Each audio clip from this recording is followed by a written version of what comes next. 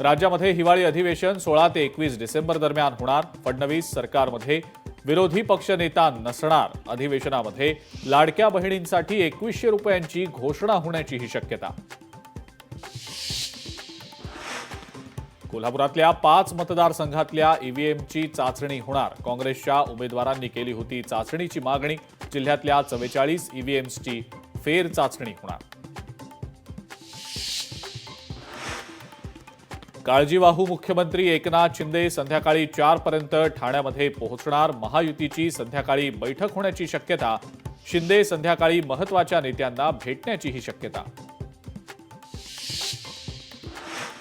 देवेंद्र फडणवीसांचा काळजीवाहू मुख्यमंत्री एकनाथ शिंदेंना फोन।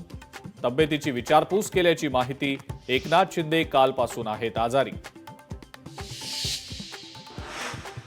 युगेंद्र पवारांचा मतमोजणी पडताळणीसाठी अर्ज। युगेंद्र पवारांसह 11 उमेदवारांनी केला अर्ज। मतमोजणी संदर्भात आक्षेप घेतला गेल्यानं मतपडताळणीसाठी केला अर्ज। 5 डिसेंबरला नव्या मुख्यमंत्र्यांसह 10 ते 15 मंत्री शपथ घेणार असल्याची माहिती। शपथ घेणाऱ्या मंत्र्यांमध्ये ज्येष्ठ आणि तरुण आमदारांचा समावेश। बावनकुळे, मुनगंटीवार, पंकजा मुंडे यांना मंत्रिपद मिळण्याची शक्यता। बीडमध्ये देवेंद्र फडणवीस यांना शुभेच्छा देणारे बॅनर। आमदार सुरेश यांच्या समर्थकांकडून बॅनरबाजी। देवेंद्र फडणवीसांना मुख्यमंत्रीपदाच्या दिल्या शुभेच्छा।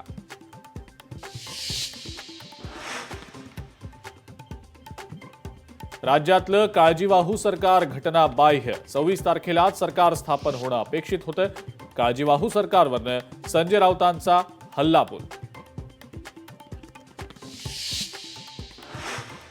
आणि पॉर्नोग्राफी प्रकरणी राज कुंद्राला ईडीचं समन। सोमवारी ईडी कार्यालयात चौकशीसाठी येण्याचे आदेश।